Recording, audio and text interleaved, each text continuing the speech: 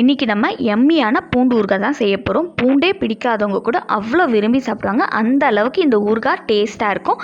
எப்படி செய்கிறதுன்னு பார்த்துடலாம். தேவையான பொருட்கள்: பூண்டு, புளி, காஞ்ச மிளகாய், வெல்லம், உப்பு, மஞ்சத்தூள், நல்லெண்ணெய், வெந்தயம், கட்டி பெருங்காயம், இஞ்சி.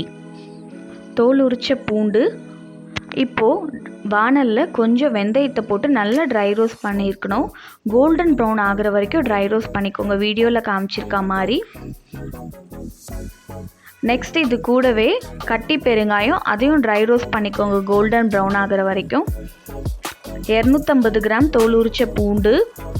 இது கூடவே ஒரு பெரிய லெமன் சைஸ் அளவுக்கு புளி, 15லிருந்து 20 காஞ்ச மிளகாய்,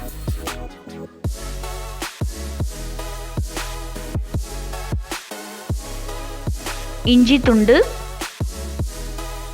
வெல்லம், ஆல்ரெடி நம்ம வறுத்து வச்சிருக்க கட்டி பெருங்காயம், வெந்தயம்.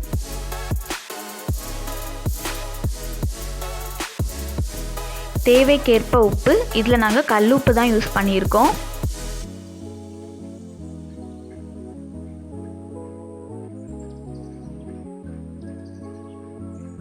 காஞ்ச மிளகா, இஞ்சி, பூண்டு, புளி இது 4த்தையும் நல்ல ஸ்மூத்தான பேஸ்ட் வர அளவுக்கு கிரைண்ட் பண்ணிக்கலாம்.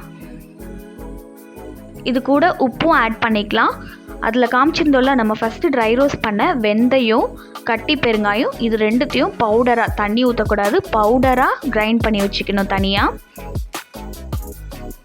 வானலில் கொஞ்சம் எண்ணெய் ஊற்றிக்கோங்க, நல்லெண்ணெய். எண்ணெய் சூடானதும் அதில் கடுகு போட்டுக்கலாம். கடுகு நல்லா பொரிஞ்சு வந்ததும் நம்ம அரைச்சி வச்சுருக்கோம்ல காஞ்ச மிளகா, இஞ்சி, பூண்டு, புளி, இந்த மிக்சரை நம்ம இதில் ஆட் பண்ணிக்கலாம். நல்லா பேஸ்ட் பார்த்திங்கன்னா ஸ்மூத்தாக இருக்கணும், கோஸாக அரைச்சிடக்கூடாது. இந்த அளவுக்கு ஸ்மூத்தான பேஸ்ட் இருக்கணும். இது நல்லா மிக்ஸ் ஆனதும் இது கூட இப்போ நம்ம வெல்லம் ஆட் பண்ணணும். ஆல்ரெடி பவுடர் பண்ணியிருந்த கட்டி பெருங்காயம், வெந்தயம் 2த்தையும் இதில் போட்டுக்கலாம். போட்டு நல்லா மிக்ஸ் பண்ணிக்கலாம். எண்ணெய் பிரிஞ்சு இந்த அளவுக்கு வரணும். அப்போ தான் நம்ம பூண்டு ஊறுகாய் ரெடி ஆகும். எம்மியான பூண்டு ஊறுகாய் ரெடி. மறக்காமல் சப்ஸ்கிரைப் பண்ணிவிடுங்க.